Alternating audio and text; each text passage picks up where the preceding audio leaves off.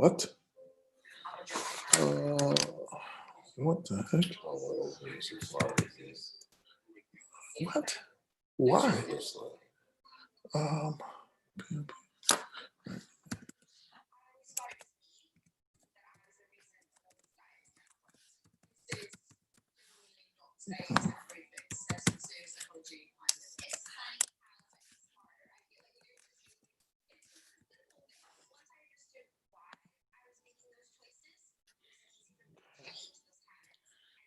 So I need to go Transparency Thursday right now. How come is it started? I'm sorry, what were you going to say? Go back to the These flies are giving me the willies.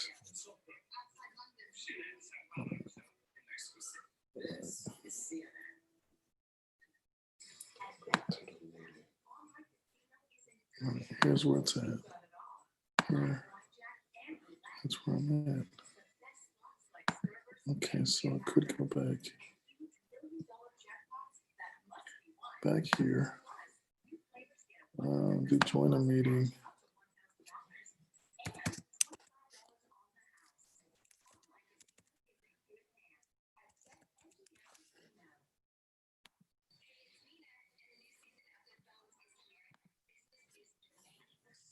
Okay, live on custom streaming service. All right. So that's all I need, right? Thank you. Hello, everybody.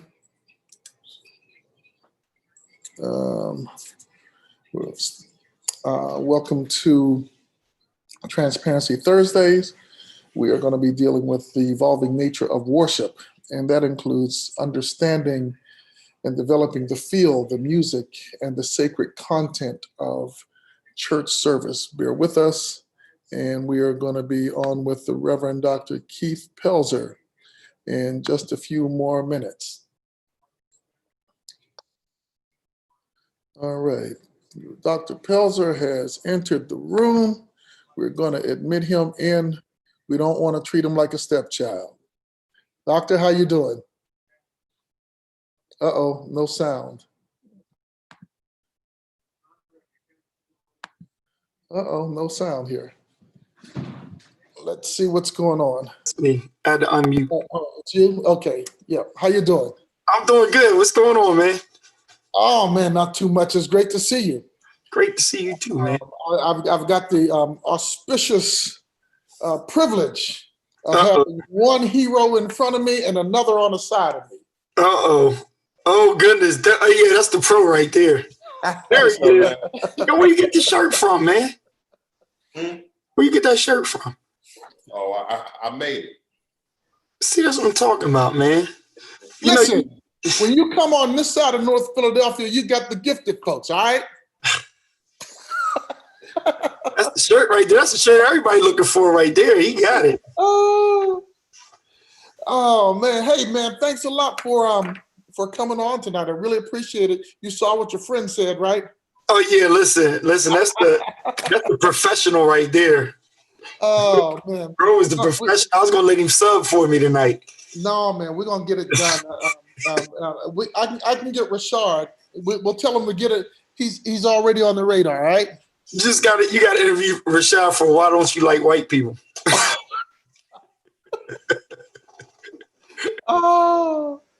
Oh, Lord. Well, listen, man.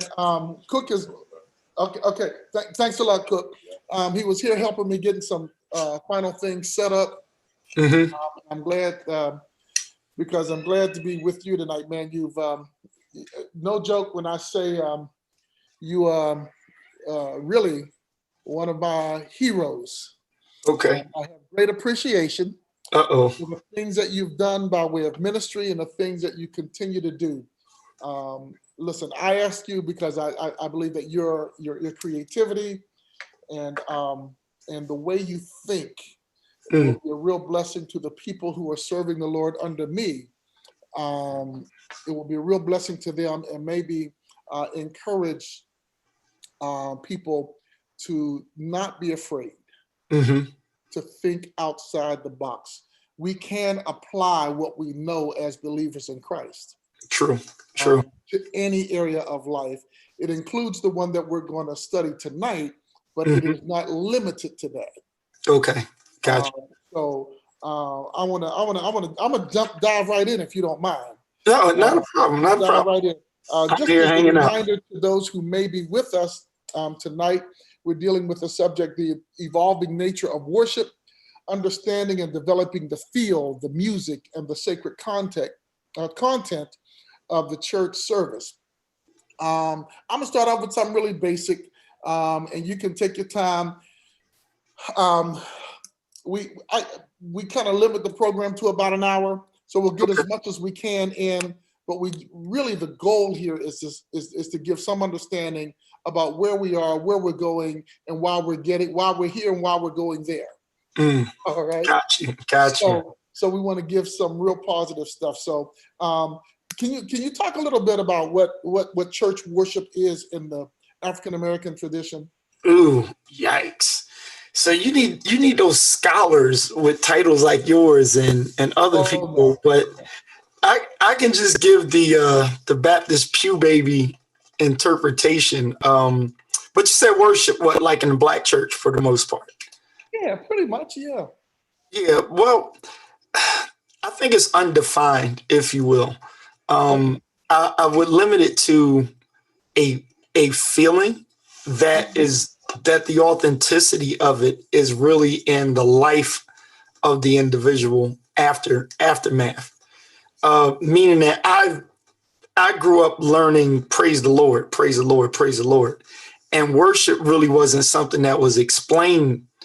And I don't fault my father for that. I don't fault our church for that. But worship was something a little deeper, where praise was mainly it. It was just, I come to get my praise on. And it's funny, I never really heard in most Black churches growing up, I'm 48, I never actually really heard the word worship until devotion service started getting kind of phased out or pushed to the side.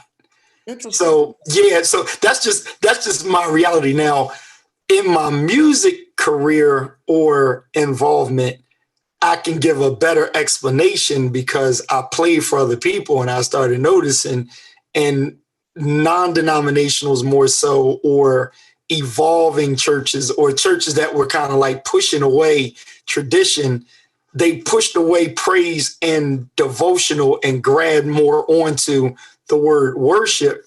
That was more so taught but not experienced, if you will. Wow. This is interesting. Let me give you a contrast. My first solid interaction with the Christian church was in 1973. Okay. I was unchurched relatively through most of my life. We weren't horrible people. At that point, we were what most of the people in that day would have called good sinners. Got you. Okay. But when I entered into the church, it was about worship.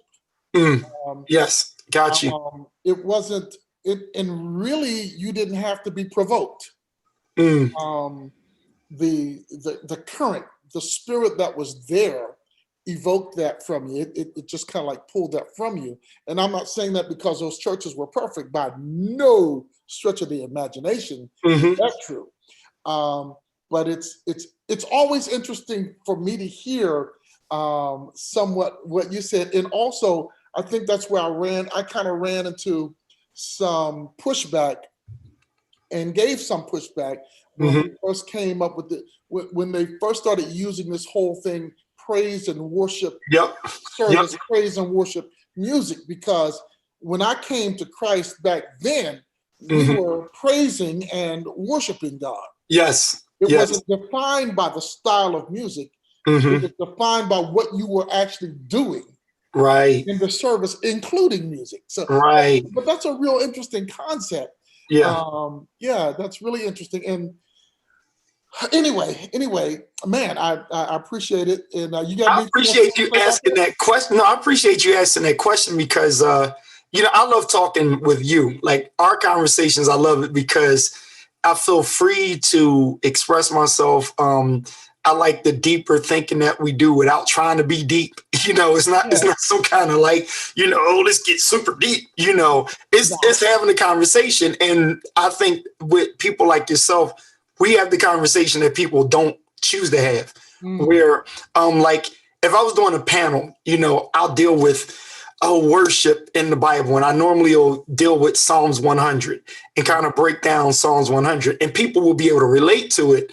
But then the 300-pound gorilla in the room is for the person that's like me, that grew up in a traditionally Black Baptist church that was just like, we come to praise him. We come to lift his holy name. Oh, praise him. Oh, get your praise on, girl.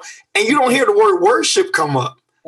You understand it, to an extent from the classes you've been in, but you don't really hear it said worship. You hear praise, shout, victory, but you don't get let us come to worship until we want to get that deeper song. We come to praise his holy name. We come worship him. Wow, that's then, the worship was kind of like what happened was it's not that it wasn't a term that we didn't know, but it took on more of a character, which I don't want to put it like that, like it's a bad thing, but it took more on a character when the older deacons started passing away, or when churches were like, this new generation don't know, come ye that love, they don't kneel down to pray and turn the chair around, and you don't have two guys sitting in front of the church, and you don't have people tuning into prayer like before. So now it's turned into,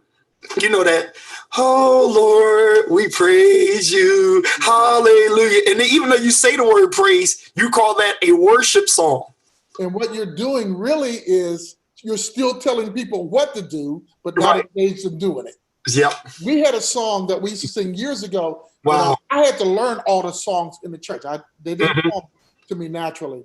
But there was a song we used to start at the front end of our service sometimes. And I don't know if I can remember all the words because I haven't sung it in so long.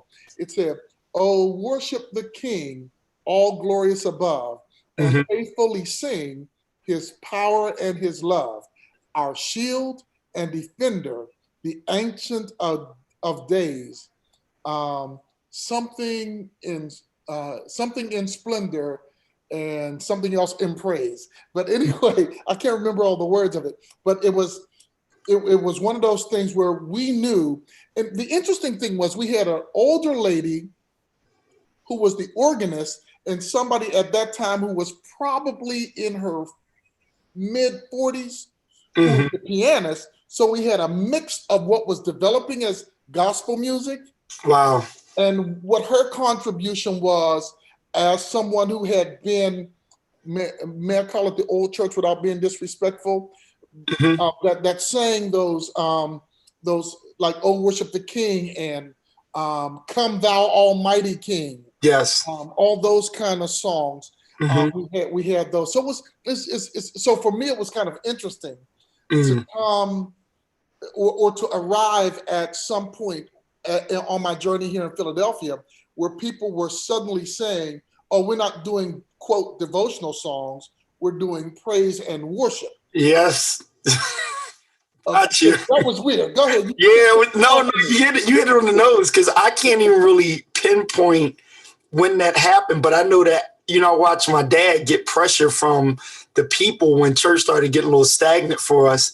And, as a musician, I just learned how to play songs. So the songs that we didn't do that people wanted to do. And then when radio started getting it, and when radio started changing, that's when it really started pushing into the churches. And then you start to realize the seniors couldn't grab some of these new songs that were going on, or it was something that was out of the zone of what they like to do. And then we as a people, we start to put titles on stuff. And one of those titles was, praise and worship, so it's still weird to me how that terminology, praise and worship kind of jumped in there. You know what I mean? Because it was kind of like worship, that you can find worship in praise, and you can find praise in the worship. So they kind of threw praise and worship in there, and then it started to seem like devotional. Now I'm gonna say something right now that the first time I ever said it, technically to me, Mhm. Devotional service was more so the worship without the title worship, Mhm. because it was in the old devotional service that you really, I mean, when you knew devotional service was about to start, you kind of came in a little more quiet. You know, you kind of got your heart, mind in there. Deacon starts off with a prayer. When they outline the hymn, you're hearing it. You're thinking about it. You know, you're thinking about a charge to keep I have and a God to glorify. Yeah, You know, when Deacon said it before they even sang it, you know, they will outline the hymn, have a prayer, then sing it. You know, you had all that time to meditate on the words raw. No music, no bling, bling, bling, and everybody like, you know, and everybody waving their hand because of that one chord and the strings coming in, and they call that, ooh, we about to worship. We about to do it. We about to go. Oh, you are in his presence right now. Yeah. And you have this one dictator that's like, oh, you're in his presence, and spotlight on the worship leader. Mhm. Hear that? Yep. The deacons were the worship leaders. Yep. You understand what I'm saying? The prayer was the worship leader, and it really wasn't one person. It was a unified thing, and everybody was responsible to do more than the solo project and the background singers. Yeah, and the amazing thing was that then when you transition those little moments, because most of the services that when I came along, we went in, there was a devotional service, and the song that you mentioned, that was really a confession. Yes. It was a confession that was sung. And when all that was done, you had this little quiet transitional period that we used to call it the prelude, right? Yes, yes. The music that was, so that whatever your experience was, if you did get real heavy into worship and experience the presence of the Spirit of God at that moment, there was this moment that you actually had a chance to calm down before what was called the formal worship service. Yes, yes. Began, which actually you were going from degree to degree. You know, yes. in the worship experience. They weren't two separate things. Right. It was like you're moving from one thing to the other. One segment prepared you for the other. You know.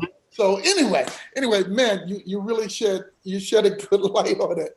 But let me ask you this: what or who provides the dynamic that makes worship so special in the African American to African American people and people in general that really love our gathering together for worship? What or who provides the dynamic that makes it so special?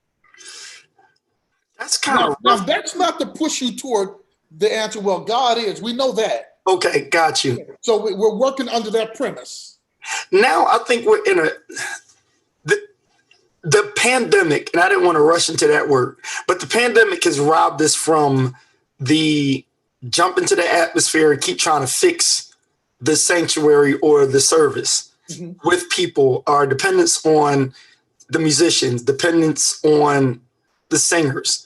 You know, you had the ones that want to do that. That's not really their talent. But if you like my church and a couple other churches, I know nothing is actually the professional or the person that's gifted in every place. You kind of like, you know what? We don't have a senior choir no more, and the singers are like, well, I'll stand up and sing at the beginning of the service. And then, you know, you have that laughter where they're like, oh, I'm singing these songs, and they're like, okay, I can't move too much, baby, you know. But then you're kind of like the what we see on TV or what we see in some larger churches is just like the music industry. We feel as though that's what we need to do. And so we define. Hold on for just a quick second. There's something that's bugging me. My TV's playing to the right. That's the problem with real live stuff like this. Not a problem. Yeah. I'm sorry.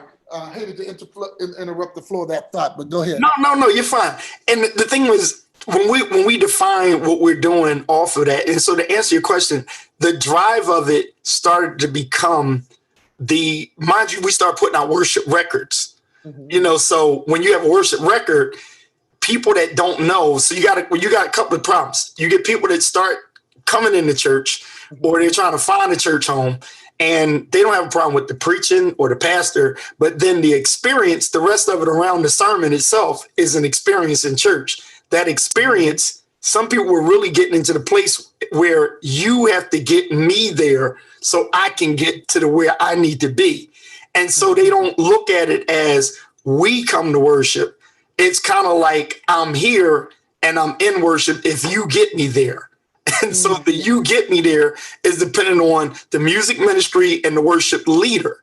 And so that's how our churches started to look like the NBA and the NFL, because we start trading worship leaders. If worship leaders don't get, if they're not happy where they are, and somebody has a better opportunity or check, or it feels better. I'm not just going to say everybody chase money, but if it feels better over here, over there, or the grass looks green on the other side, you get people that were one Sunday they here, then 2 months later they over there and they there. And then what I watched happen was some pastors even almost advertise who the worship leader is. Yeah. At that point, I'm kind of like, wait a minute, don't miss it now. Because if you advertising who the worship leader is, that's kind of like saying, hey, you should like the Hornets now because we got Allen Iverson over here. Yeah. It's like, either you're a Hornets fan or you're not. Either you're a Sixers fan or you're not. But if you chasing Steph Curry, then you're not actually a Golden State fan. Right. Or you're not a member of Golden State. You are only following that person. And so you miss the idea of what the real thing is about. Let me ask you this. And this is not something that I planned to ask you, but you mentioned something that really got my attention. As gospel music became popular, do you think that the proliferation, the volume of it that was, remember at one time, gospel hits were coming out like one after another, even if it was a line of James Cleveland hits. The Southern California Community Choir and God Is to, what was that song? My God Can Do Anything. Yes. How much do you think, or do you think at all, that the anticipation in a worship service maybe was affected by the constant anticipation of what we were getting from the phonograph or the cassette tape or the CD or whatever else? Okay, so you mean like take it back some years maybe? Yeah. Okay, now growing up, when I'm listening to Louise Williams, Mary Mason, Gospel Highway back in the day, those records and stuff that were on, they really had a movement, if you ask me. Like it gave you something, and it was something that your church had its own identity when you picked up that song. And the crazy thing was the people that sang it in your church, they didn't have to be James Cleveland, but you could sing the James Cleveland song. You did not have to be Bradford, Alex Bradford. But you could sing Alex Bradford songs. You didn't have to be the Winans, but you can pull their songs off. Now it's almost like you almost compare the songs in the church to the artists themselves. So much so that when we do praise dance and we do the dance ministry, it's just easier to play the 2-track because you don't depend on anybody in your church to sing it, because the intensity of the song itself, so I think like songs of old, the gospel music, it really did have an authentic, and I'm not saying new music now is not authentic. It's just that I don't think it really, and this is happening in R&B, not to switch it to R&B music, but I have to do another forum or something, and they're asking me about, the music industry now. And one of the things that I said that works for all music is it's like we really lack substance in our songs, not because the writers are bad, but because the movement of the music has just actually gotten empty. Because if you take our worship songs now, the problem with the worship songs now is they run out of words to say.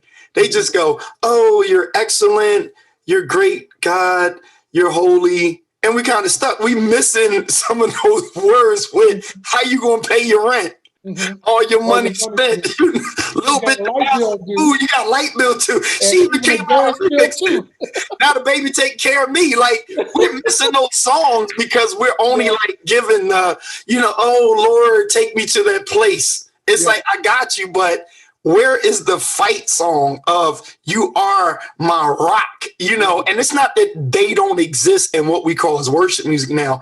They're sprinkled a little bit. You know what I mean? Yeah. They're like a little shaking, a little garlic in there, but it's not in. It's not in there as the whole pie. Yeah, our anticipation is somewhat different because our motivation may be slightly different. Nice. We are at one point we heard a lot of emphasis, and we hear it sometimes now from the pulpit, but we heard a lot of emphasis even in the sermons about worship is not about what you get. It's about what you give. Right. It was also full of it was worship for us seemed to be a various experience of various kinds. You had one guy who used to sing a song, I used to love it. Father, open our eyes that we may see to follow thee. Grant us thy loving peace and let all dissension cease. Wow. Let our faith each day increase. And Master, Lord, please open our eyes, stuff like that. And it wasn't about, what I'm about to do. Right. It was a supplication. It was a praise. Praise God from whom all blessings flow. Praise him, all creatures here below. Or things like that. And this is not a comparison of music. That's really not the issue. We're talking about what things have affected our worship. We're not even talking about the good of it or the bad of it. Right, got you. That it did. And that helps us to understand maybe somewhat where we are, and it can actually inform us as we move through this time of self-isolation, where we have to be creative about how we lead the people of God into worship moments. Yes. While we're isolated from each other. Yes. I'm convinced that the people of God, as we gather on Sundays, even an isolated, it is an oxymoron, an isolated gathering. We have to be more intentional about bringing people to a moment where they can stop and express worship. So I think I said 2 Sundays ago to our folks, we're going to have a time of praise together. I want you to put down your dish rag. I want you to stop cleaning chicken. Stop cleaning up the baby or whatever you do. If you've come, I'm not inviting you to hear me preach. Nice. This time we're asking that you come. Let's take a moment so that maybe even it's for the next 3 minutes. Let's deliberately think of the things that God has done in our lives. Right. That make us grateful that we belong to him, make us grateful, or make us willing to come together in these moments and give God adoration and praise. One of my favorite ball players from years ago, you may not have known him, but he actually played with Julius Erving in the American Basketball Association. His name was Connie Hawkins. Okay. If you would have seen Julius, not Julius, but Connie play, you would have actually thought he was Julius. Wow. They had the same kind of moves, the same kind of gazelle-like dart down the court. And talk about ball control and feet control, amazing. And I guess what I was getting at with that is listen, we have a lot that we have a lot of variety. We have a lot of good stuff that we can draw on. But the truth is that when you get ready to worship, you better know who you're praising. Yes. You better know what the purpose of worship is, which leads me into my next question or statement. All right. And I'm going to stop talking so much and let you talk. No, you good. I love it. I love it. Do you think that our desire has in any way kept us kept us from participation in social change movements of the past or of the present? Has our preoccupation with it, or do we have a preoccupation that keeps us from participation in social movements that we should be involved in? So rephrase the question. Okay, has our desire to worship in any way kept us from participation in any of the social change movements Yes. of the past, Yes. or in the present. I believe so. In the past, I think that we were so into either being in worship, praise, devotion, whatever, in our four walls, and now being forced out of them, we have to refocus now. Even like what you said, like you just opened you just opened me up to the way I do service on Sunday from 10:30 to 11. I'm kind of like, you know what? We do prayer every night of the week at 9:00. We open up for prayer for, if anybody watched on Sunday and you want to join us and, you want to talk to us about accepting Christ as your personal Lord Savior or discipleship or something like that. We open up for that and through our inbox and whatnot. But I thought about them like, yeah, I actually need to jump back in on Zoom with the members and have that. We're going to have everybody pause right now, and experience God in way of worship, and, be the worship leader in there. I'm just going to teach Psalms 100 and a few other words. And, we take that time to isolate ourselves to, like the song says, just forget about yourself, concentrate on him. Because what I realize now is, and I kind of said it and laughed, but people are enjoying the sermon, but they're like, oh yeah, I'll do my dishes, put you right there on the counter. And I'm like, woo, I'm shouting and soap flying all around the room. And people, they like, oh, I'm vacuuming the floor with the headphones on, shouting because you shouted at me and I got caught up still. And I'm like, that's cool, but did you pause? And like, the preaching's good. That shouted you a little bit, but did we stop and have a devotion / worship? Because when you look at, that worship, it's actually you're getting into who God is just because and all of this and that and the adoration and the bow down and the kiss towards and all of that. You can't really do that when you're singing and all of this stuff. I mean, you can find it in there, but you didn't really get that focus. It's kind of like when people try to help you mentally, they say, stop. You hear the little trickle of water in the background. They say, okay, breathe. That's not exercising 1, 2, 3 and jump rope and all of that. That's kind of like praise. But worship is kind of like stop. Like hear it, Can you imagine, man, doing that? You go, stop, breathe. God, thank you. Yes, the like pain that I have. You just painted a picture though. You know what I mean? The crazy thing is that's why I was like, you ain't talking too much to me. I'm enjoying it because as you're saying it, I'm over here like, yeah, I need to do that. Like specifically do that, and so that really blessed me because I think people need moments. Now, what I would suggest is I think, a lot of the broadcasts I saw and pastors adjusting in churches and all, I'm like, they're fine how they are. But I think that also one of the new ways, and if this second wave comes around, I know that I want to be in this second phase and up what I'm doing virtually and say, when I come on church, this one is not about here go a word and I'm going to take a text and all this and that. I'm going to learn what I've learned from the professionals, the doctors that God have laid his hands on that know basically what the mental needs, that don't try to do my job and I don't try to do their job because they're trained in that and I'm trained in this. And so when you listen and you hear, it's kind of like, okay, let me adapt some of those things that you do professionally. It's not churched per se, but how does that work and get us to a place where I can do what I do, but the setting is right to get people there? Yeah. It's like audio in the church. You don't find a holy sanctified person to do your sound system. You know what I'm saying? You just like, who knows how to put the sound system in?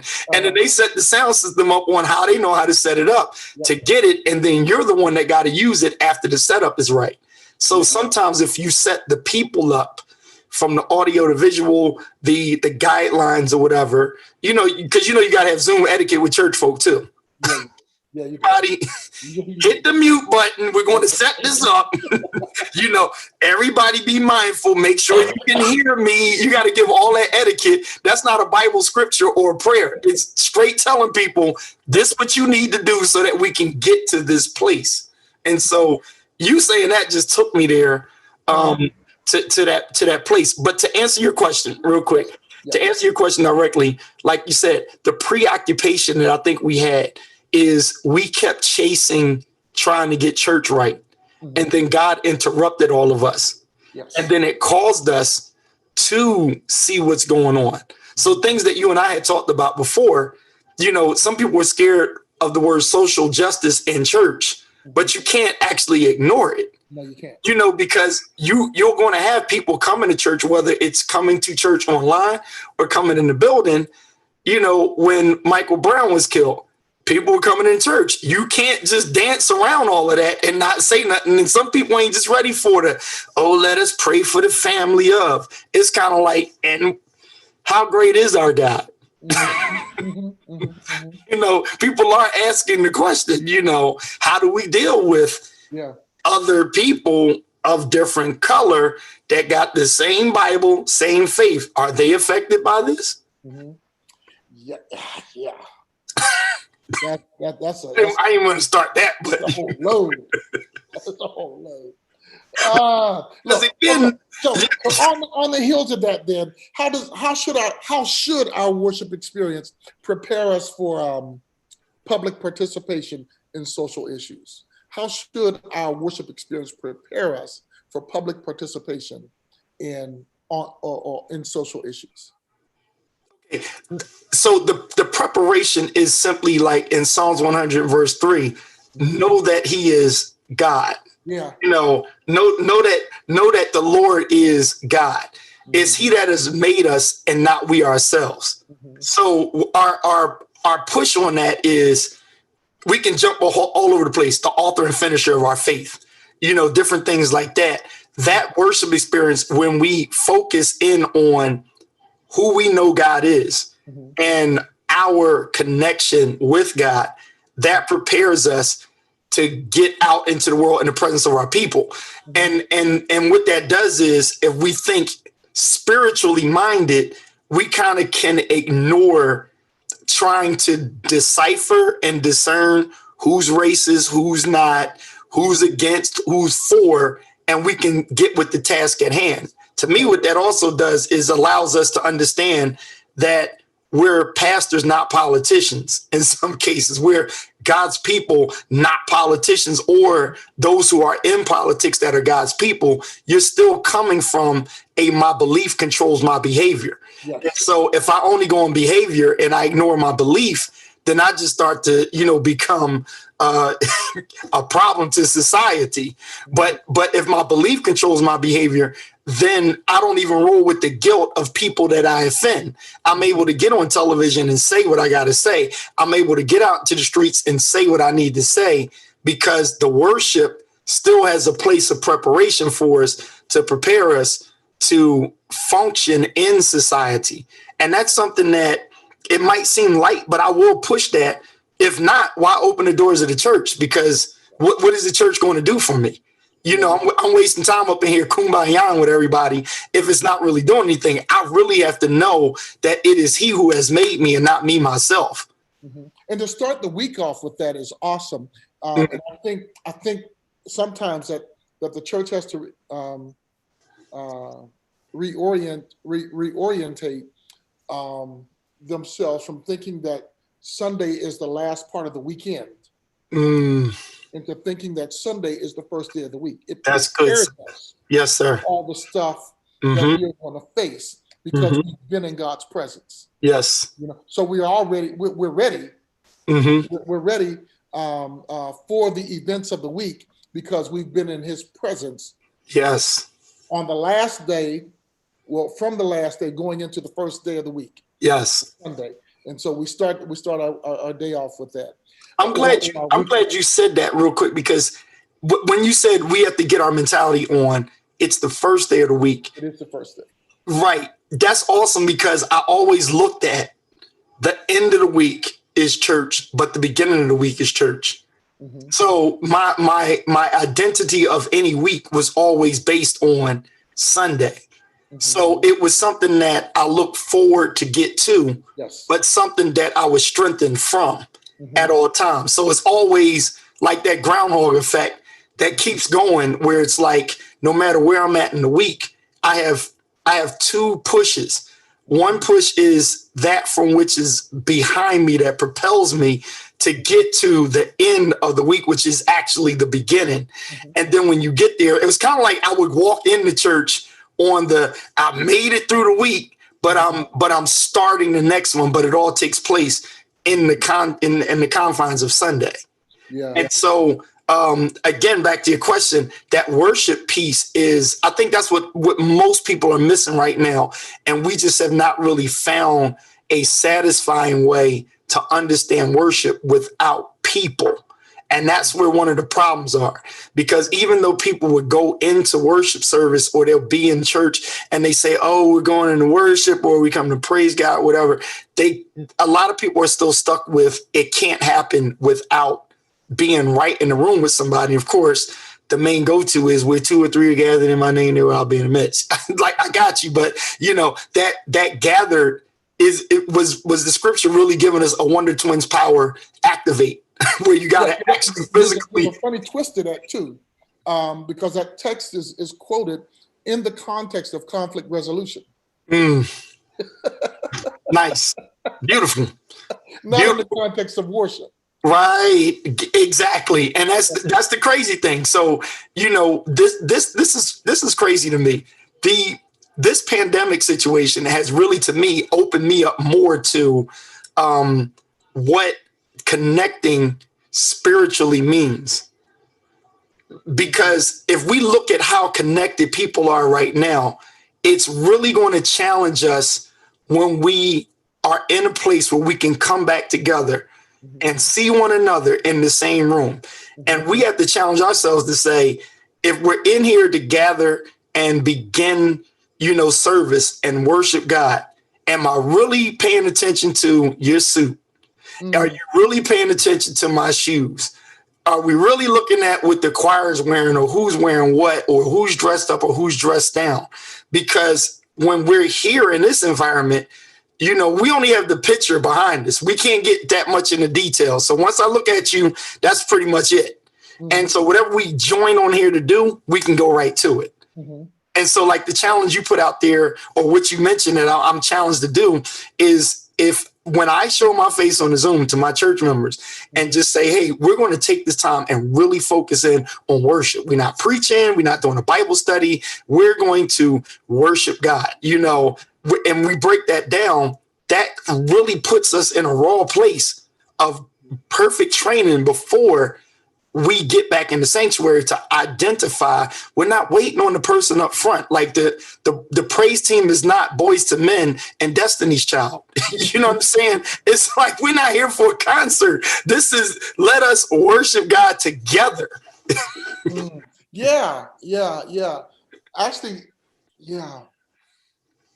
Wow. Let me take a pause for a quick second and ask if there are any questions from the folks who may be watching on Facebook, if they were able to get in. I keep getting this message about turning off the spotlight on the stream. That's me. Oh, okay. I'm sorry I didn't know we was live. No, that's me controlling the Zoom. Oh, okay. All right. I thought I was doing something bad, and maybe we weren't getting through. No, you're good. So we do have a comment from Facebook from BJ. He says, I think for me, going to church in the Christian Reformed Church in Michigan, as well as Black Baptist churches, I was struck not just by the spirituals and gospel music, but the links between instructional testimonial music and songs that openly invited and acknowledged the presence of God already in the sanctuary. For me, the change in titles of the place for congregations to gather to worship centers changed the expectations of people, I think, to some high energy entertainment worship. Wow. Reverend, what do you say to that? She was going to say something to that. No, I like it. I mean, the high energy part, and Siobhan, if I heard that correctly, there was a liking towards the instruction in song. Yes. Okay, I look at that as a guidance and a teaching. You know, I liked it when you know, with the song is like, "This is the way we praise you." Yeah. You know, lift them up, you know, and they tell you what the different praises are. They tell you names of God in certain songs. And I like those, you know. I mean, I learned Philippians off of a gospel song. You know, I didn't even know the scripture, but I by the time I saw it in the Bible, I was like, oh, that's where it's at. You know, be careful for nothing, but in everything else, it's like, oh, it's in Philippians 4. Like, wow, I knew it because I learned how to play the song. I taught the whole song, didn't even know where it was in the Bible. So instructionals, you know, that song gave me instruction on how to get my mind together, think on these things. You know, whatsoever things are true, honest, just, positive, a good report. You know, if there's any virtue, any praise, think on these things. So I learned to get my mind in the right place off of the instructions. So yeah, you know, the high energy part, I get that too, and that's where knowing your craft or knowing your gift and executing on it does have a big part in the worship experience, in my opinion. It does, you know, so shout outs to musicians, singers and all, that this is what you do. So just like we say to pastors and preachers, study to show yourself approved. It's also like practice to show yourself approved. Yeah. You know, it makes a difference. Take, for instance, the funeral the other day. I mean, you know, big shout outs to Kim Burrell and Sister Fox and, you know, Zacardi and Neo and whoever. But if you just put the person up there that's just trying, like some people made some funny comments with the guy that sang Douglas Miller's song. And, you know, it's like, I don't think that's technically fair, but I get where they're coming from because they know the original song. And because you are out front, people are looking for a giftedness in what you bring to the table for everybody to follow along. Now, me being a musician, I'm going to give people a pass because I've heard great singing, bad singing, and then my wife singing. Oh, man. Anyway. Oh, man. But I said all that to say, like, a real musician and producer doesn't judge it. We just look at it to say, that's not a good time for you to sing on this platform, but Friday night service, sing from your heart, baby. We know. Look. Okay, we get Lady Pelzer on here next time. Look, let me ask you this. As a pastor, has the style or content of your message changed since being limited to preaching on camera instead of in the church building? If so, how? Absolutely. Absolutely. It really is thinking about now this is weird for me. The other day, now here's what's crazy. The other day, George Floyd's funeral, I personally believe that all of us from traditional churches or that's in church, and I talk to different pastors from different denominations that we have slightly different type services, whatever. Our shouting tempo is different and all, but we all agreed like that made everybody feel church, you know, and you were just kind of like, yeah, go in. And we're all talking about the musicians getting in. We talking about like, man, I was shouting in my living room and blah, blah, blah. And then, of course, I made a joke about Al Sharpton. I enjoy Al Sharpton. When Al Sharpton was trying to tune at the end, I'm like, I knew his key was too high. Then the musician finally dropped him. And then it's like, Al, just let it go. But he went anyway. And I was like, I totally get it because I am not a good hooper. But if you hit that right key, I just may give it a try. Well, you know, so the problem here is for me, at first when COVID-19 hit, I was still chasing the pulpit. You know, I was in the pulpit because I'm like, I got to be in the pulpit because I felt comfortable. Then after a while, I'm looking at it like I'm like partially manuscript and partially off the head and, you know, from study. And I'm sitting there looking at the camera and reading and I'm like, you know what? I don't know here. Because you want to say, is there anybody in the building? It's like, no, just your sound crew. There's nobody else here. You know, you can't say high five your neighbor or, you know, y'all in the back. Ain't nobody in the back, you know? So it's kind of like, it's just a deacon and security at the door. So then I started saying to myself, and when I launched my morning show, I realized I couldn't help it but to sneak a preach in the show. Mm-hmm. And I started getting more feedback on the spiritual content. Mm-hmm. And I wasn't trying to do a spiritual show. Mm-hmm. And then people were saying I needed that word. And I'm kind of like, I didn't really take a text. Mm-hmm. And so it dawned on me and said, have we been missing the dynamics of preaching? You know, when you get a protest, the person in front of the protest with the bullhorn is not sitting here going, hey, people, so, you know, we're out here because of racism and, you know, this is just crazy. No, they're like, you know, we demand justice. And everybody's like, ah. And I'm looking at the protest like, that's church. In a sense, that's how we have developed, or church has evolved in such a way. But we can't argue and say that was church in the book of Acts. Right. We can't just grab Acts chapter 2 and say we can justify, you know, how we do church based on Acts chapter 2, because we don't have ushers at the door. Right. We don't have, you know, the children's choir come up and this. We don't even have an A and B, C, D, F, G selection, but we do it. You know, we don't pass out flyers and programs and give a fan from somebody in the back. We don't take up an offering in Acts chapter 2 in that context. So if we keep trying to do that, we won't get ourselves open to say, wait a minute, if we're all in a virtual environment, how much looks like performance and how much is just having a conversation? Because right now we're having a conversation, but it would be weird if you and I are talking and you ask me a question, has preaching style changed up? And I go, well, you know, Reverend, it has changed.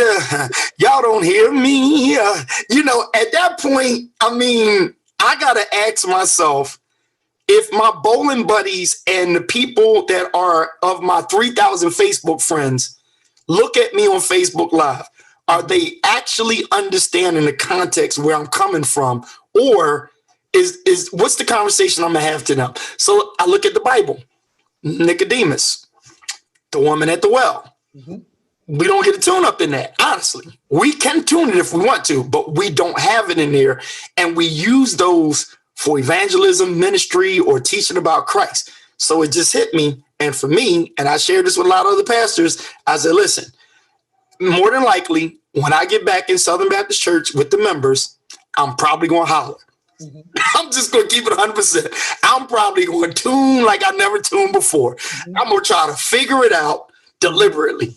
Mm-hmm. But until then, mm-hmm. I think having a conversation is going to do it. A lot of people do not like Joel Osteen. We're not going to dig into that. Mm-hmm. But if you think about it, why are certain people turned on to him? Because they feel the conversation. Mm-hmm. So I said to a couple pastors, I said, take a sermon that you've done before. Just try this. Mm-hmm. Take a sermon that you've done. We call it our horse. Mm-hmm. Take that horse and get on camera and talk through it. Mm-hmm. Talk through it and say it so that everybody that you can think of can understand it and see how that works for you. Mm-hmm. And I promise you, more people than you ever thought or imagined that would respond to it are going to respond to it. Or at least be helped by it. Yes. Because they will have gotten beyond the feature of entertainment. Mm-hmm. Yes. The hearts are more open to the content. Mm-hmm. Yeah. Mm-hmm. And yeah, I mean, and I know I'm gonna hear you holler from the pulpit of Southern one of these days. You know, if for no other reason, because of what you said about Sister Pelzer singing. You're gonna have to holler at least once to do penance for what you said. Look, in what ways do you think being out of the church has contributed to the church being better at executing its call? Calls us to think. That's what I would say. Calls us to think. One of the things that I ended up having in one of the church meetings was we need something to do. Uh-huh. Another thing was, okay, how do we do evangelism and discipleship? And I was like, well, let me give you an easy first one. I said, just share the sermon on Sunday. Hit share. Share is the new way of inviting people to church. Just share it. Host a watch party, because when you share, you don't share the people that go to church. Yeah. Because you can't select. Facebook don't allow you to select who are the church people, who are the Muslim, who are the atheists, who are the Jews. It just says if they friends of yours and you hit share, they're going to see it. Now they get to know a little bit more about you, your church, what you listen to, how you interact or whatever, or what teaching or leadership you're under. Mm-hmm. If they enjoy it, so then it's back on the pastor to do his or her job, but then they enjoy it, they start sharing with you. Mm-hmm. And when they share with you, now you have that open opportunity for evangelism or sharing or connecting with or understanding who other believers actually are that you just never had the conversation with. Mm-hmm. And so in this isolated state, it kind of really opened up more the focus. So even our Bible study has totally shifted. I mean, the number doubled. People that wouldn't normally come to the church, they're right there and they're on there. Because here's another thing. Before the pandemic, most of our Bible studies were just putting the camera on those who were in the room, but it really wasn't catering to those that were watching. It was just kind of like, oh, we just going to crack the door so y'all can see what's going in. And it wasn't this real time thing. Now, when you hit Zoom and Bible study, everybody's face to face. Yeah. You know, everybody's right there face to face. Nobody's hiding in the back of the room. Only way you can hide is behind you can put put your name up there or put a picture up there. That's the only hiding you can do. The rest of it, we are in the same room. And people that would say, oh, well, Bible study started at 7 and I don't get off till 7. Well, they get off work. So when they get off work, they hit the end button and then they hit the start button and they're on time. Yeah. And then you can answer the questions right there. You can talk. Nobody's rushing me. I don't have to rush out to get in traffic or nothing. I'm here. Let's talk. Run past 5 stop signs. Yep. We're all in the same room. Yeah. Listen, say a word. This wasn't planned, but say a word to your older brothers like me. People who have spent years in the ministry, who may not completely understand the dynamic of Facebook and YouTube and the significant impact that it can play in helping people who are struggling at this time. So here's what I can say. What I have been doing, and I'm glad this is digitally recorded because I'm on record saying this. I was just watching CNN, and the 300-pound gorilla in the room is they have professionals saying the number could be up to 170,000 people dying before October. Yeah. That's a problem. The other thing it's telling us is we just did a test run by reopening America to an extent. And what we don't know is if we are going to pay the consequences for opening too early. Actually, a government official in Texas just said we opened too soon, too early. So now we have the ramifications from that. So now where church was kind of sounding like President Orange, and church was sitting there like, undercover listening to what he's saying and undercoverly like, oh, I ain't a Agent Orange supporter, but you actually are on support with him saying, open everything back up. And so when everybody's trying to open stuff back up, and I realized some senior pastors were struggling with it, but it was really an obstacle that's not their fault. Pastor Suarez from New York, entrepreneurial pastor, he said, I'm an old guy. And he said, and I was one of those people that had to deal with people saying, we got to get a youth something to do. We got to get them involved and this, that, and third. And he was just like, and then when COVID hit, he said, I thought about it after wrestling. He said, I'm so old, I don't know how to do all this Facebook, Instagram, TikTok, and all of that. And then he said, it dawned on me, the kids do it all the time. The kids, my son told me Instagram is a little bit more favorable for a certain age category. And then, but then what I learned is as a pastor, I'm just going to mess it up. Facebook is better for the TV show. Facebook is better for the conversation than Instagram because of how you can post on there. So I kind of made a pullback, and I had people on my show that were like, I wasn't even on Facebook. They came back to Facebook just for my show and just for sermons. So now for senior pastors, you, Pastor Larry Marcus, different ones, Pastor Hall, you take somebody like that, the tech crews, like Daryl Cook, shout out to my man, Daryl Cook.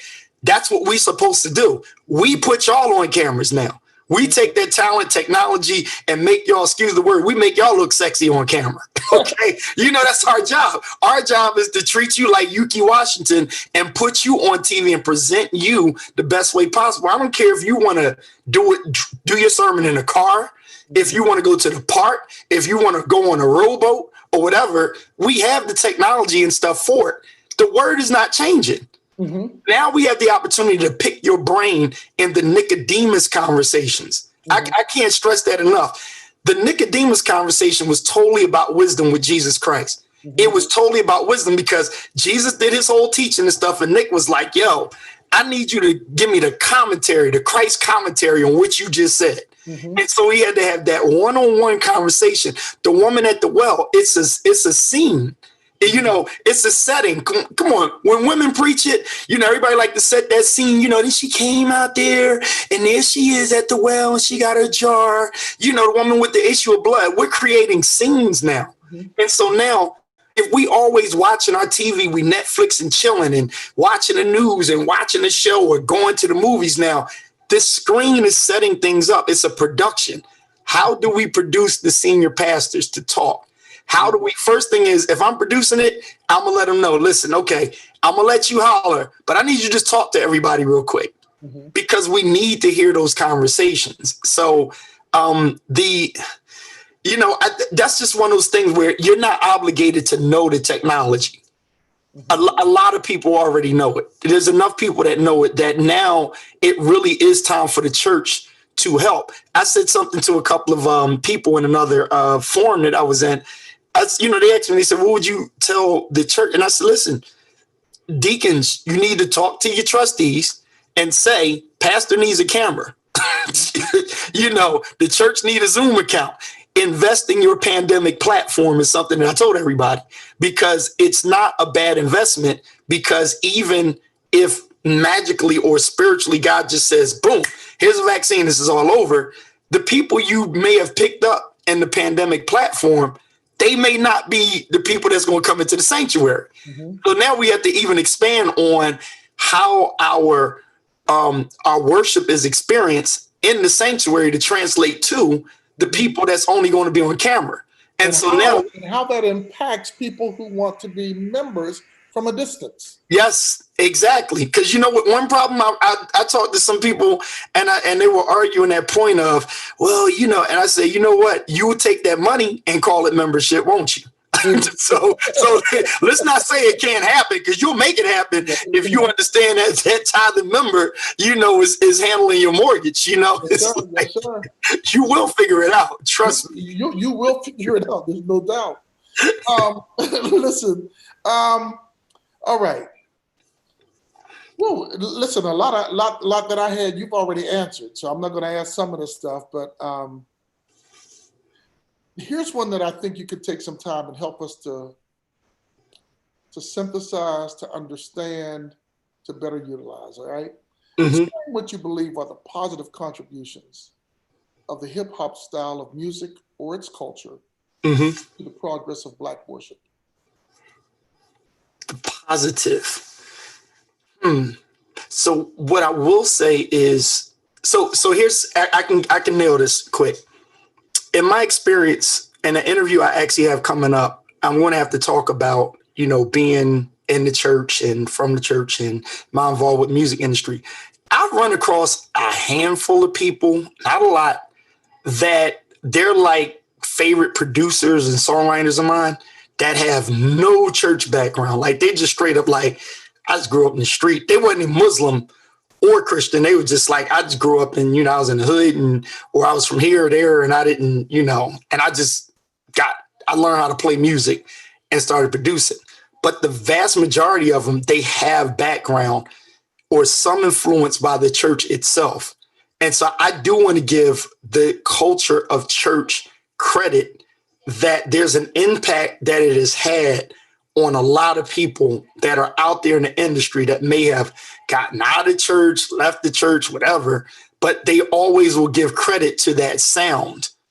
And when they give credit to that sound, when they make their careers, because their sound is influenced off of that, it actually connects with church folk. And then the other key to it is the majority of musicians that are out on the road with major artists, they're church musicians. Like the majority of them are church musicians. That's not a secret. The majority of them, and most bands that you check out, if there's a 5-piece band, at least 3 of them are church kids, whether it be Baptist, Kojic, whatever. They are straight pew baby church kids. And only a handful of the other ones are maybe a brass players or, tuba players, somebody like that. But drummers, keyboard player, bass players, 90% of them are from church in the music industry. Wow. Yeah. And they bring that element because it's something that we have that gift that we're able to learn it, to take a recorded song that's popular and give it that show presence. And the easy way to understand that is this. If John P. Key comes out with a song, let's say he came out with Rain on Us.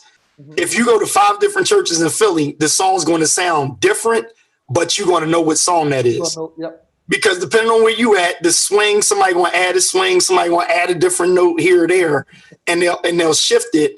But that's what we have in creativity. So then if you connect us with our sound from most church musicians, with the rapper that just grew up round the way, not a church kid or whatever, the way we can put the music and stuff together, it affects the way they flow over top of the music. And then it starts to, and that's where I'm not going to get way into this, but that's when you start to get holy hip hop, because it's kind of like it starts a ball rolling, a snowball effect. And then people catch on to something and then they forget where it started at. Mm-hmm. You understand what I'm saying? They forget where it started at. Yeah, it sounds like it actually comes from the era and the culture that was existent when those persons were coming up. Yep. And whatever is in them is what is manifested through the worship service. Yes. When they go to worship. So here's the scary thing. That's I just thought about it, and I'm gonna just mess with you with sound for a minute.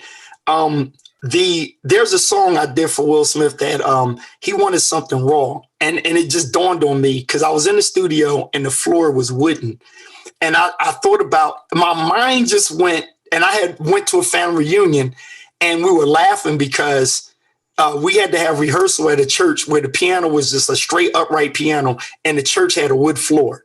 Yeah. And I remember, we were all in the music up here in Philly, but when we went down south to the family reunion, I remember the sound of hitting that floor. And if you remember the John P. Key song, I have my mansion now. Yeah. And you hear it, the remix they had was like, because it's everybody stomping on the wood floor. That raw, old down south Negro spiritual from a time of struggle and, really trusting God and believing in the power of God through the oppression and stuff. The sound wasn't a kick drum through a compressor with a Neumann mic on it and all of that stuff going through big Westlake speakers. It was the floor. It was a wood floor in an old building out in the backyard somewhere. And that right there was the thump of victory, of power. Yeah. And so when you take R&B songs and hip hop, the dopest kick is that foot stomp. It's the army marching. You ever remember when we used to do beatboxing? Somebody be like, boo, boo, cat, boo, boo, boo, cat. And they'd be like, no, son, I need a dope hip hop hard beat. And you go, and you hit that sound. You're trying to recreate that thump, stomp on the floor type thing. And so that actually, what's happening is I think like now people are hungry for that. I don't think the soft worship music is going anywhere, but inside I think there's a fire up just to be in church and to be amongst one another. And right now, everything that's going on in society right now, everything is a march of victory. It's hitting sermons right now because you're right. You just get on and try to preach on God will make a way out of no way. Oh, he's a wonderful God. Ain't nobody trying to hear that right now. We listen, I mean, God got a little thump in him, don't he? It's not do you see what's going on? We still need to hear that God. Yeah, we need to feel that some kind of way it's coming out. Like it's really going to, and I can't say I know what it is, but I know it's going to shift. It's going to shift stuff like big. I just don't know what that is. Do you feel the excitement of the believers building around you and where you go? Maybe even on your shows that you host, people feeling a sense of, I'm appreciating what I have right now. Mm-hmm. I can't wait to get back to the sanctuary. Are you feeling any of that? Yes and no. I'm glad you brought that up because at first, there were people, and I couldn't tell other pastors why I didn't feel the way that. So I would see people posting and say, "Oh, I can't wait to get back." And you've seen the gifts, the GIFs, or the little thing. I don't even know the terminology. Memes and stuff? Huh? You talking about those little memes? Yeah, like the memes, the active memes. I think they call GIFs or whatever. So whatever that is. You see them having the people shouting and they got the guy in the holiness church and he like, oh, I'm going to get back in the church and I'm going to do this and I'm going to do that. And then when COVID kept stretching longer and longer and then the projections, and then now with the new projections, everybody starts slowing that down for a minute. And this is like, if that's all I got, this might take a while. And then you have to redefine, what am I going to do in between now and then? Mm-hmm. And so now you have to find out what is your shout in your storm? Yeah. What is your praise in your pandemic? Yeah. What is your worship while you wait to get back into the place where you only knew worship? Yeah. And so now we have to rethink this, So now on the flip side, where I was going with this, there are some people now. I said this to you before, and I don't want to scare nobody out there that might be watching that know me as a pastor and everything. You were thinking about coming to Southern Baptist Church or, follow me somewhere. I literally got to a place where I tapped out. When I say tapped out, I'm kind of like, I kind of blanked out from what church is the way we know it. And I just refuse to have this, to pick up where we left off in a sense. Mm-hmm. It's almost like everybody that wanted to start a new church, you can start it new in the same church, same name, same address, but your mentality should have some kind of shift. Because of all that we've been through, people's minds are opened up way more than it was before. Yeah. I'll talk to pastors about, why are we having Sunday school the traditional way? Mm-hmm. I ain't saying it's bad. I'm not saying we're not doing it, but I had to rethink and say, okay, we'll have the Sunday school books, but we're going to come in with some tea and coffee and chill out and have a chit chat session like a coffee shop and talk it rather than, we got to come in and then we got to start a song and then we got to pass the plate around and this, that, and the third. Then I had to ask myself, if I'm getting this done in 25 minutes and I'm doing more aftermath sermon conversation because people were touched in 25 minutes, Keith Pelzer, this ain't for nobody else, got to ask himself, how do I have the same sermon and it took me 50 minutes to do it? I done clothes, I got to change the shirt, I got to put on a new t-shirt and everything. And I'm like, does that touch more lives? Or right now, what I'm experiencing, I'm affecting more people with the format that I have. So now what I got to ask myself is, if the doors of church are safely to be open in a month, do I now go back to where I was and start preaching for 50 minutes to an hour? Wow. Do I got to go all the way up to Calvary and go in the borrowed tomb and come out and early it and everything? I'm still saying that in the conversation. I'm just not taking 50 minutes to do it.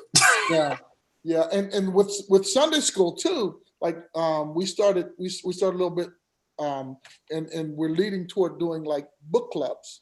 Nice. Yeah. Right now what we're doing is the Screw Tape Letters. Now C.S. Lewis. You ever read them? Yes. Yes. Yeah. We're starting. Yes. I got a recommendation from one of the persons that was on this program a couple of weeks back, and it's not a book that was, to my knowledge, it's not written by a Christian, but man, I picked up this book that was recommended called Ghost Boys. Okay. Pelzer. Man, I'm telling you, I read the first couple of pages on it, and it's an account of a boy who was shot dead, a black boy who was shot dead. Somebody's visiting, that boy's visiting and recounting the events of his life, seeing the people who, it's hard to explain. But what it does is it gives you an understanding as to what happens to a family, a community, to people at the death of a young child, and this is narrated from a young child's perspective who has died. You know, Like this, I'm looking at it on Amazon now. Yeah, I got it about 5 days ago. I started it, and I'll tell you something. It affected me the first couple of pages because the kid starts off, he's dead already, and he's talking about seeing his mama, how his face is pressed up against the ground. He's talking about all kinds of stuff. And this is a 2018 book. I don't know. Is it? Yeah, I think it's a 2018 book. It's called Amazing. Ghost Boys. Man. Yeah, it's the red cover, correct? Yep, it is. Yep. Get that. Because what I want to do for the members of Prince of Peace who are listening, I want us to read through that book so that we understand. I think sometimes Christians are slightly distant from the movements that are happening in civil society. This will help you. And it's not going to quote scriptures and all that kind of stuff all through it, but the story. This was a book that was being read by, I think, 5th or 6th graders. I opened it up, Pelzer, and it messed me up. But anyway, we're going to close out. We're going to close out. I want you to, I do want you to hit 2 more things, okay? No, yeah, I'm fine. Take a minute and talk about the value of intergenerational worship.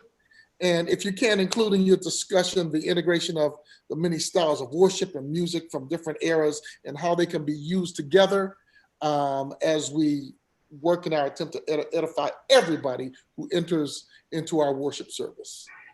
You know what? Let me simplify it like this. The musicians are going through a change now. I think that the Christian quarantine, if you will, okay, that's happening with our churches, the not being able to or not being dependent upon to get into the service and affect a bunch of people. I think there's a grace for musicians that were still able to be on payroll through this. You know, they're grateful, like, oh, thank God, I'll still get a check. Then for ones that they don't blame the church, but they're not getting a check, they have to figure things out to stay afloat. I think there's a humbleness that starts to happen with everybody so that we appreciate, you know, you don't just show up to church and just play, but now everybody's in a place of affecting one another. So now when we get back into the sanctuary, I think what's going to happen with intergenerational, we seen it in the funeral the other day, in the George Floyd's funeral. The songs that were sung weren't actually a bunch of new songs. When you have Kim Burrell to sing one of my favorite Hawkins joints, like God will take care of you, you know, God will. Yes. And she did it from the hymn, which touched the older folk. Right? She sang more than one verse, and then she jumped into my generation when I was a kid, but the band that's playing it relates to the kids that never heard the song before. You know, I know we're not doing a bunch of plugs and shout outs here, but my buddy Austin Woodland played that when COVID hit. He played it, and I mean, he tore it up. I mean, I'm just like, man, that's my song right there. And I'm watching some of these kids that are playing songs that were way before their time. Or that were, you know, they came out when they didn't even know how to play the instrument, but these songs have value and meaning and they're doing it. And so because of I got to put it on the music department, the giftedness in music, that's really what pulls it all together. like truth of the matter is that's what pulls all together. And then folk like yourself, pastors and leaders, and those especially with wisdom, it's when we trust our leaders. If I'm your musician at your church and you're like, you know, you bring up a hymn I never heard before, I'm actually challenged to figure that hymn out. Okay. But then I'm not going to play it like, you know, the old lady or old dude that used to play it back when I wasn't even born yet. You know, so I'm going to give you my interpretation of that hymn out of the hymn book and a flow that's now. And then when you take Deuce is on the drums, Deuce is not an old dude. You know what I'm saying? He not the old dude with a cigar hanging out his mouth with some Jack Daniels on the side playing in the jazz club. He's a young boy. You know, that's Deuce. So if you got, yeah, you know, he's in the pocket. He's giving you structure, something. So that's gonna make I gotta bust on y'all. That's gonna make Pam the young girl, you know what I'm saying? It's gonna make Courtney a little more mature. It's gonna bring Siobhan, and it mends everybody together. And I think that music does have a way of pulling everybody into a same platform, just like Facebook is not just an old people platform. Even though my son kind of said it's just old people on there, I kind of went against what he said. And I'm just like, it's not a retired old people thing. It's just, it wasn't relevant for y'all because you needed something and you had to run somewhere. To me, Facebook is the old Baptist church. It ain't going nowhere. You know what I'm saying? Yeah. And then when you really think about it, old is relevant. Old is relative. Yes, it is. I like it. I like it. Relative. It is not contingent on time spent on earth. Nice. Nice. Figure that one out. But old is not necessarily chronological. Got you. Some people are old before they get 30. Right. You know, so you're talking about a relative term. Look, do you have any advice for people in charge of sound, lights, and streaming service? That's going to be my last one that I come at you with. Oh yeah, definitely. So I kind of mentioned it before. For those now, this again, we have the grace of figuring out what we didn't have before, and in this platform for people who are still streaming from church, if you're like me, you had to make adjustments. So then you have to make an adjustment again when you open the doors back up. But in the meantime, I think a lot of pastors are going to be challenged to the point where it's like, do I really need to, do I have that kind of membership, or have I accumulated the following that wants to go and sit in the chair, or are they better set up at home with their notebook pad, recording it on their phone and listening to your teaching? They want to see the PowerPoint and stuff on the screen.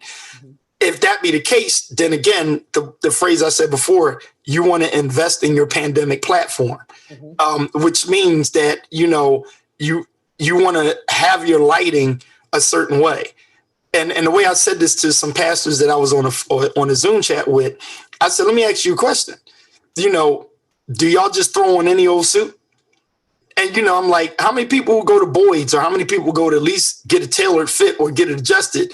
And it's like, okay, I said, do you just throw on a little cheesy tie, or do you really care about it? Some of y'all go to King of Prussia, Neiman Marcus, Nordstrom and all. They like, yeah. I'm like, none of y'all that I've been around, I ain't never seen y'all with a bunch of cheap shoes on, or you didn't care. Even if you got it for a bargain, they had to look hot.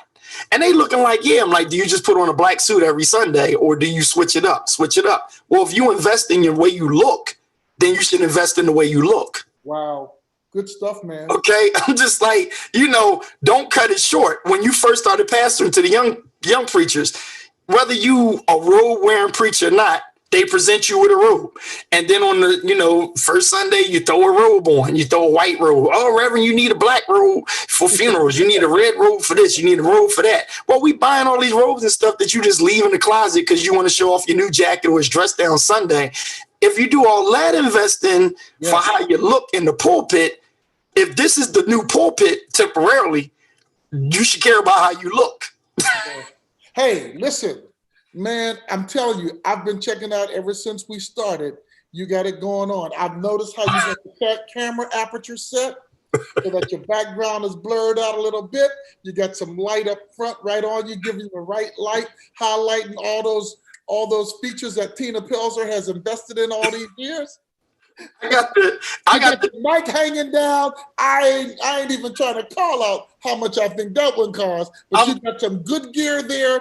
And I think that this is a classic example as to how we should invest in our ministry rather than just in our masculinity for the men and the femininity for the women. I'm throwing Daryl under the bus. That's a Daryl move right there. I got that from Daryl. See that right there? I got that from Daryl. See that? My looks going on. But man, listen, you've helped us a lot. Before we go, Siobhan, if you're still there, are there any questions or comments from the Facebook or YouTube crowd that might be following us?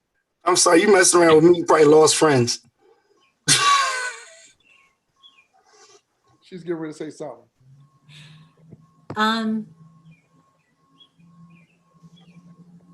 Sorry, I don't want myself on video. So we got a lot of agreement to everything that was said. Like one person said, it's time for a shift in our study in worship. One person is interested in the book that you talked about, Ghost Boys. So they're going to pick that up as well. And they really loved Reverend Pelzer calling number 45 President Orange. So sorry. That's what we're trying to be nice about. This doorbell. Also, Martina called out that being in this time has allowed us to become creative and open-minded to new ideas. Yes. Thank you. Pastor, is that you putting that up or is that Siobhan? Yeah, that's me. All right. Yeah, Ghost Boys. Man, that's hot. And we are going to do that, Siobhan, after we get done with the Screw Tape letters. And I think that'll be a wonderful way to continue how we're doing Christian education at Prince of Peace. It'll definitely work for us. But I'm gonna be announcing that a little bit more after we get halfway through the Screw Tape letters, so that we can pick that up. We can read it. We can talk about it. There's some deep stuff in there, man. And I do want to say before we close out, Pastor Pelzer, man, Lord knows I appreciate you and your ministry, what you bring to help the body of Christ out. And you stretch us, man. You stretch us a little bit. And if I was like Reverend Marcus, I would tell you, I just call your name, Pelzer. Pelzer. But look, man, you helped a great deal, and I want everybody to know that Pastor Pelzer is the leader of the Southern Baptist Church. Give me your address down there, man, in North Philly. It's 3550 North 5th Street. 3550. Yeah, North 5th. 3550 North 5th Street. North Philadelphia. And if you can tune into him, I tell you, look. Members of Prince of Peace, I want you to go wherever we can go to get that additional help, that additional boost and encouragement in the Lord that you need. So we want you to listen to these guys and these gals that are coming on, who have such great things to say. They go beyond what I know in a real sense, and they help us to tap in and to think a little bit more outside the box. So, man, thank you, Siobhan. Thank you for monitoring the Facebook comments and everything tonight. My thanks again to Reverend Cook, who came up to help us get this particular one started tonight. I was struggling with some things on Zoom, and I wanted to use it because I wanted this to be like a good meeting type of one-on-one. Oh, this is great. You know, it's you know what I like? I like the fact that you're a different type of interviewer. I think that now is the time that we need to balance. We don't just need younger pastors interviewing younger pastors. We need the balance. We need to bring in you. We need to bring in West Philly, Mapson. You got to get the Mapsons. You got to get a few others and bring them in and have the conversation, because you and I have been in agreement on a lot of things, almost everything, even if we had to agree to disagree or something, or, it's kind of like, okay, let me let that sink in what you're saying. And that don't mean I'm gonna come back and say it's what you're saying. Is that we're listening to it. And I want to say a word to encourage even your members and my members who may be listening, whatever, or anybody that's listening.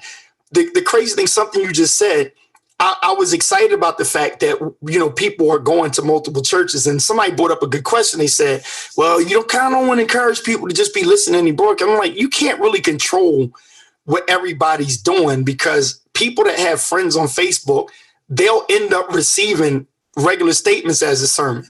But if you intentionally watch preaching on Sundays, the good news is I trust that people are smart enough to know after about 5 minutes into something, you know what, I'm good. You kind of can feel it after a while. And you like, listen, if I can watch myself shout in the mirror. You understand what I'm saying? Like right now, that's something I didn't want to mess with. But, right now, I think the reason why I was trying to help some pastors with trying to do church now on the platform is you're showing people church that they're not in. Yeah. You're giving them an experience that they can't get into. And it's not as easy to be running across the front of Prince of Peace Baptist Church and jumping off of the pulpit, and back and forth and saying, I hope you're running where you at. Well, they not able to run. Somebody's in their living room, and the kids doing homework over there and something's happening over there. They can't run like you're running. How do you connect with them if they can't do what you're doing?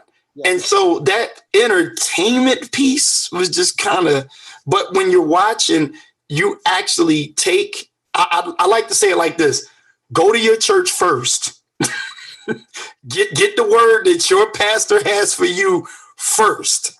Mm-hmm. And then I think it's healthy in this environment that people are able to drive by without the obligation of driving over across the city, getting out their car, going in the sanctuary, kind of going through stuff and be like, oh, Lord, I don't know why I'm here. You know what I'm saying? And have an experience they don't need. So now on Facebook, you kind of can just hear, engage, and leave. Yeah. Hey, listen, you had the last word. Ladies and gentlemen, again, Pastor Keith I. Pelzer, Southern Baptist Church. Wait, but why ain't you got the baseball cap on? You dropping the ball, man. Where's your baseball cap? Man, I said that in private. You're supposed to be Pittsburgh gangster up in here, man. You're supposed to be, you're not even repping the P, man. I should have worn my Eagles jersey. No. You did. I do have my green on. Alexa, turn lights green. See? But listen, we'll talk again soon, man. And right. Thank you, God bless, for coming on tonight. Everybody, thank you for listening in. And we hope that you were blessed by all that Pastor Pelzer had to share with us. God bless. Right. Have a good night, man. All right, you too. Not bad, Reverend, not bad. No? All right, good. I guess if it was not bad, that means it was good. Yeah, it was good. It was good. All right, I'm going to end this meeting. All right. Peace All out. right, bye.